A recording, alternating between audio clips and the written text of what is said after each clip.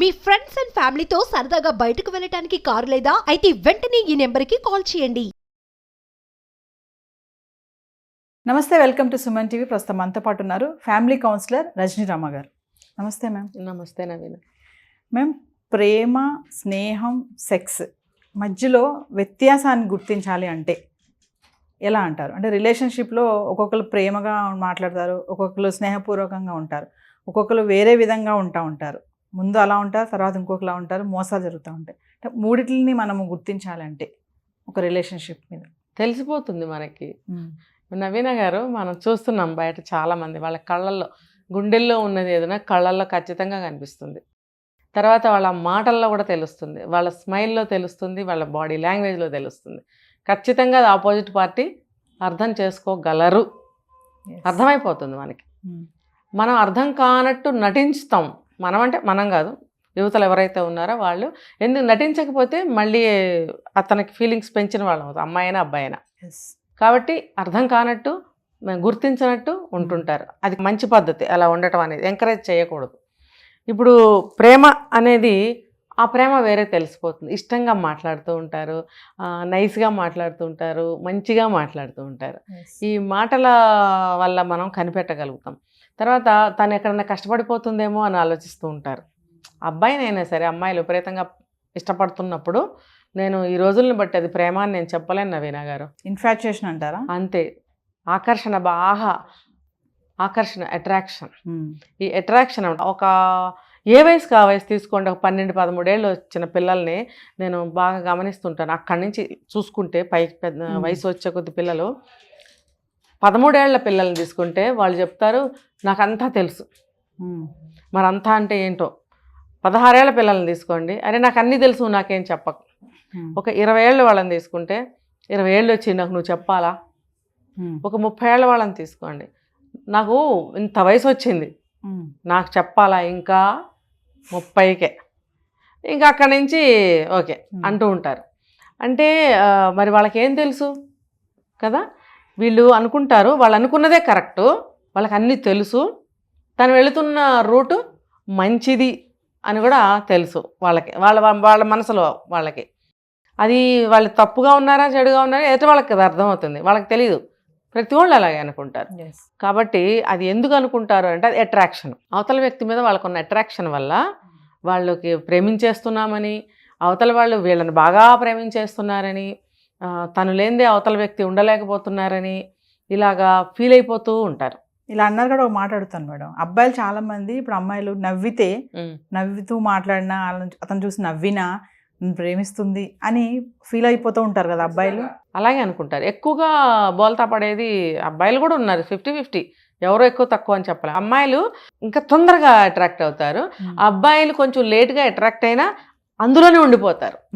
అమ్మాయిలు తొందరగా అట్రాక్ట్ అయినా కొంచెం తొందరగా బయటకు వచ్చే ఛాన్సెస్ ఉన్నాయి, రాగలుగుతారు.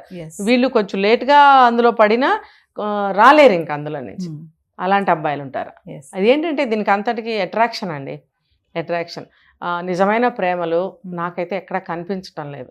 ఇప్పుడు సినిమాల్లో కూడా నిజమైన ప్రేమను ఎక్కడ చూపిస్తున్నారండి? ఏదన్నా సినిమాలో హీరో హీరోయిన్ మధ్యన లాంగ్వేజ్ ఏం చూపిస్తున్నారు? డ్యూయెట్ చూపిస్తారా? డ్యూయెట్ అంటున్నారు, దాన్ని ఐటమ్ సాంగ్ చూపిస్తున్నారు. ఒకప్పుడు హీరో హీరోయిన్స్ మధ్యన డ్యూయెట్స్ చూపించేవారు, ఇప్పుడు ఐటమ్ సాంగ్ చూపిస్తున్నారు. మరి ఐటమ్ సాంగ్ చూపించేప్పుడు నిజంగా ఒకరి మీద ఒకరికి ప్రేమ గౌరవం ఉన్న వాళ్ళైతే కాబోయే భార్యాభర్తలుగా అలా అంతమంది జనాన్ని పెట్టుకుని ఐటమ్ సాంగ్ ఎలా చేస్తారండి? అక్కడ ప్రేమ కనపడుతుందా మీకు? మరి సినిమాలో అది చూపిస్తున్నారా ప్రేమని? నిజమైన ప్రేమని వాళ్ళే చూపించట్లేదు, చూపించలేరు కూడా. అలాంటప్పుడు జనానికి ఏది నిజమైనది ప్రేమ అనేది ఎలా అర్థమవుతుంది? అంటే సినిమా వాళ్ళు చూపిస్తేనే మాకు ప్రేమ కలుగుతుందా అంటే అది ఒక పెద్ద సినిమా అనేది రోల్ మోడల్ కదండి ప్రతి ఒక్కళ్ళకి. నువ్వు మర్చిపోయావా, ఆ సినిమాలో చూడలేదా, ఈ సినిమాలో చూడలేదా అని అంటున్నారు కదా. అంటే అది ఒక పెద్ద మనకి ఎదురుగుండా మనకి చేసి చూపించేటటువంటి ఒక రోల్ మోడల్ సినిమా అనేది. కాబట్టి మంచి అయినా చెడైనా అదే నిజమని నమ్ముతున్నారు ప్రజలు, ముఖ్యంగా ఆ వయసు వాళ్ళు. 13 to టీనేజ్ అని కూడా చెప్పలేము, కొంచెం పెద్ద వయసు అయినా సరే. ఆ పెద్ద వయసు వచ్చినా బోర్లా పడుతున్నారు కదా. ఒక 30 సంవత్సరాల వరకు అనుకోండి, అది అంతా వాళ్ళకే తెలుసు అంటారు. ఒక 40 సంవత్సరాలు వస్తే కానీ కొంచెం అంత ఏమన్నా తెలుస్తుందేమో వాళ్ళకి, అప్పటికి జరగాల్సింది జరిగిపోతుంది. కాబట్టి ఈ ప్రేమలు నిజమైన ప్రేమలు అనేవి లేవు. ఒకవేళ ఆ సమయానికి ప్రేమించాను అని అనుకుంటే ఒక ఇష్టత, ఒక సున్నితత్వము, ఒక మాట మంచిగా మాట్లాడే విధానము, ఆమె పట్ల తీసుకునే కేరింగు, అవన్నీ కూడా ఒకళ్ళ పట్ల ఒకళ్ళకి ప్రేమ అనేది తెలియజేస్తాయి. అట్రాక్షన్ అనేది ఇలా ఉంటుంది నేను చెప్పినట్టు. కాబట్టి వ్యామోహం అంటారు కదా మేడం, మరి వ్యామోహం అంతే ఆ అబ్బాయి నచ్చాడు, ఈ అమ్మాయి నచ్చింది కాబట్టి కొంచెం లైన్లో పెట్టుకుని మనము మన కోరిక తీర్చుకోవచ్చు ఇఫ్ ఆమెకి ఇష్టమైతే. అలా ఉంటున్నారుగా ఇప్పుడు, అలా కూడా ఎక్కువ ఉంటుంది. ఇది ఈజీగా ఇద్దరు ఒకళ్ళ ట్రాక్లోకి ఒకళ్ళు వచ్చేస్తున్నారు. చాలా ఈజీ ఇది వీళ్ళకి, ఎందుకంటే ఇది ఎవరికి తెలీదు. ఏముంది, కాసేపు హోటల్కి వెళ్ళి భోంచేసి వచ్చినట్టే కదా, వెళ్దాం పదా అంతే, అయిపోయాయి. మళ్ళీ ఒకటిసారి రెండుసార్లు వాళ్ళు ఇంకొక వాళ్ళతో వెళ్ళిపోతుంటారు. అంటే అందులో రియల్ లవ్ ఉండదంటారా? లవ్వా? వ్యామోహం కదా మనం మాట్లాడుకుంటున్నాం. వ్యామోహం ఉన్న వాళ్ళకి లవ్ ఉంటుందా? లవ్ ఉన్న వాళ్ళకి వ్యామోహం ఉంటుందా? ప్రేమ ఎప్పుడు త్యాగాన్ని కోరుతుందండి, ఇంకా మరి దేన్ని కోరదు. ఆ వ్యక్తికి ఏదన్నా గాలి తగిలినా కూడా నొప్పి కలుగుతుందేమో, లేకపోతే ఆ వ్యక్తి కోసం నేను ఇది చెయ్యాలి అది చెయ్యాలి, తన కళ్ళల్లో బాధ చూడకూడదు, అతను ఎప్పుడు కూడా సంతోషంగా ఉండాలి, ఇలా అనుకునేది ప్రేమ అండి. అది ఎక్కడుంది? లేదు కదా మేడం. ఒక్కొక్కరికి లవ్ అనేది స్కూల్ ఏజ్ నుంచి ఉంటుంది కదా, మామూలుగా స్కూల్ ఏజ్లో ఒక లవ్ అంటారు, కాలేజ్ అంటారు, కానీ ఫైనల్గా చేసుకునేది ఒకళ్ళు ఉంటుంది పెళ్ళి. అంటే అవన్నీ ఎలా చూడొచ్చు, దీన్ని ఎలా చూడొచ్చు అంటారు? మీరు స్కూల్ అన్నారు కాబట్టి అది ఇష్టం అండి, అది ఒక అనుబంధం. చిన్నప్పటి నుంచి ఒకే స్కూల్లో 10th వరకు చదివిన వాళ్ళు ఉంటారు, తర్వాత కూడా కలిసి చదువుకునే వాళ్ళు ఉంటారు. ఇది ఒక బంధం ఏర్పడుతుంది చిన్నప్పటి నుంచి, బాగా మంచి స్నేహంతో, ఒకళ్ళంటే ఒకళ్ళ ఇష్టంతో.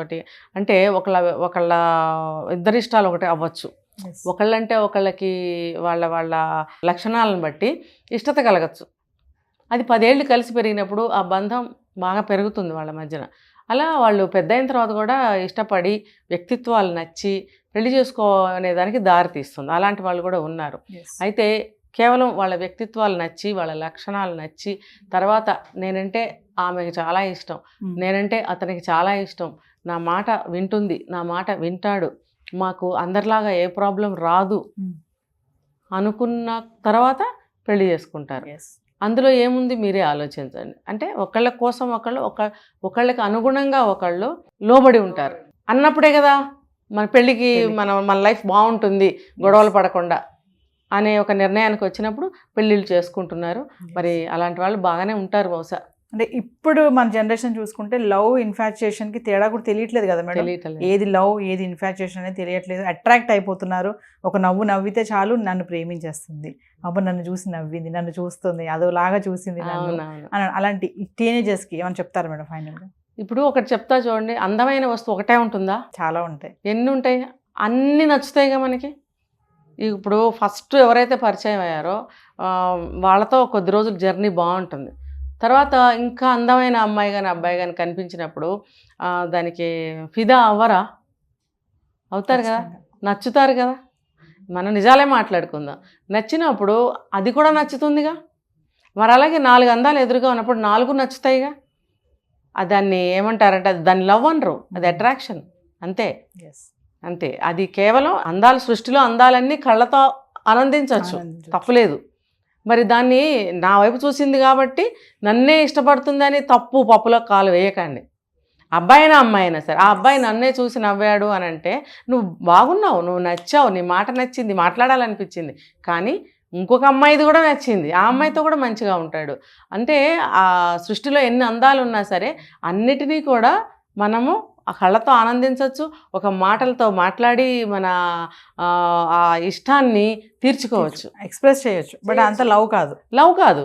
ఇప్పుడు ఒక అందమైన వ్యక్తి మంచిగా స్మైల్ చేస్తుంది, చాలా చక్కగా నైస్గా మాట్లాడుతుంది, అరే చక్కగా భలే మాట్లాడుతుంది, మాట్లాడదాం 2 మాటలు అని అనిపించదా? అలాంటి వాళ్ళు ఒక్కళ్ళే ఉంటారా? ఎంతమంది ఉంటారు? అందుకని నాతో మాట్లాడితే నన్ను చూసి పడిపోయాడు లేకపోతే పడిపోయింది, నేనంటేనే పడి చచ్చిపోతున్నారు, నన్నే పెళ్లి చేసుకుంటారు అని అనుకోవడం అనేది అవివేకం, గుడ్డితనం. అది తప్పది. అది ఆ జర్నీ చాలా లాంగ్ నడిచింది, నేను తప్ప ఎవరితో మాట్లాడట్లేదు అని అనుకున్నప్పుడు అది అట్రాక్షన్ కాదు, ఇష్టం అని చెప్పుకోవచ్చు. ఇక్కడ కొంతమంది మేడం అభిమానిస్తూ ఉంటారు, మీరు అన్నారు కాబట్టి అడుగుతున్నాను.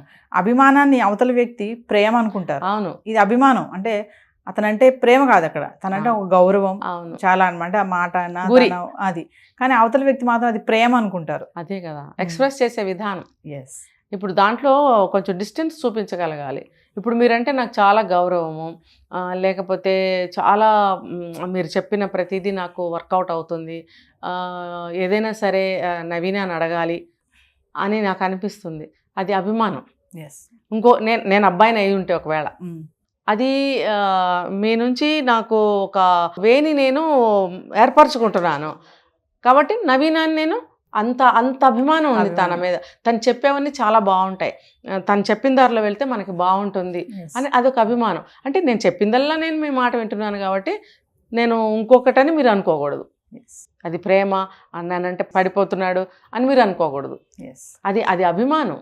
ఎందుకంటే తను ప్రవర్తించే తీరు, మాట్లాడే విధానం, రెస్పెక్ట్ చేసే విధానం, యూజ్ చేసే వర్డ్స్ మీరు ఐడెంటిఫై చేయగలగాలి. ప్రేమ, ఇష్టం, వ్యామోహంలో మాటలు వేరే ఉంటాయి, అభిమానంలో మాటలు వేరే ఉంటాయి.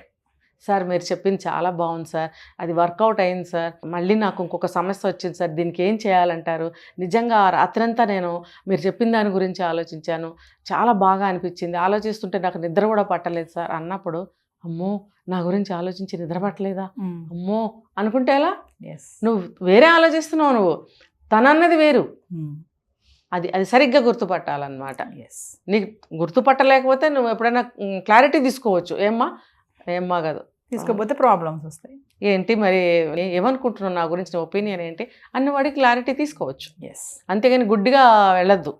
ఇలాంటివి పాటించడం వల్ల సమాజం కొంచెం బ్యాలెన్స్గా ఉంటుంది. Thank you ma'am.